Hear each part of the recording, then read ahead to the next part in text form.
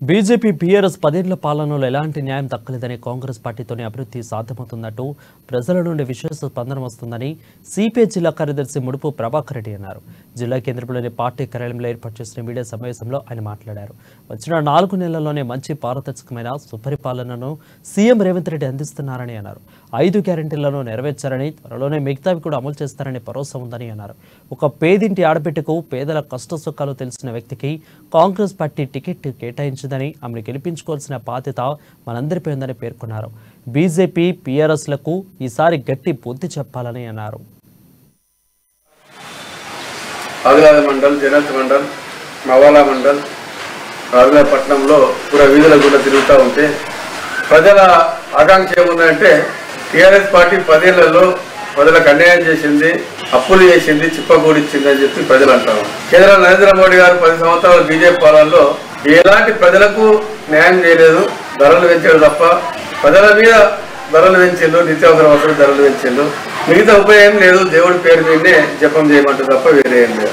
మరి కాంగ్రెస్కి ఎందుకు ఓటేయాలనే మేము అడుగుతుంటే, మేము ఓటేయమంటే తప్పకుండా వేస్తాం. కాంగ్రెస్ పార్టీకి సిపిఐ పార్టీ ఎర్ర జెండాలు చెప్పినప్పుడు తప్పకుండా న్యాయం కొరకు చేస్తారని నమ్మకం ఉంటే మీరు చెప్తారని చెప్పి ప్రజలు చెప్తా ఉన్నారు. వాస్తవం కూడా ఇప్పుడు ఆనాడు మేము అసెంబ్లీ ఎన్నికల్లో బస్సు ఉచిత ఫ్రీ అన్నము, గ్యాస్ 500కు ఫ్రీ అన్నము, 500కి గ్యాస్ కనెక్షన్, అంటే 200 కరెంటు యూనిట్లు మరి మాపన్నం, ఇవన్నీ అయితే రైతు బంధు పడతాయని చెప్పిన రైతు బంధు ఇప్పుడు పడుతూ ఉన్నాయి.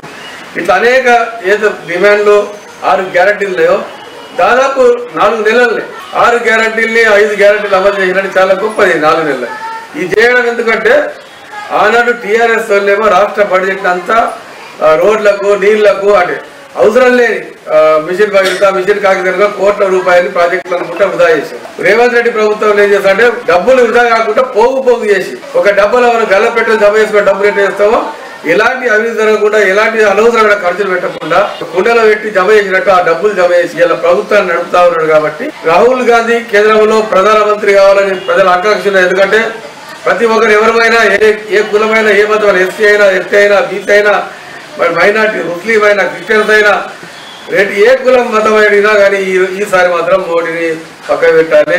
దేశంలో ఇక్కడ ఆదిలాబాద్లో కాంగ్రెస్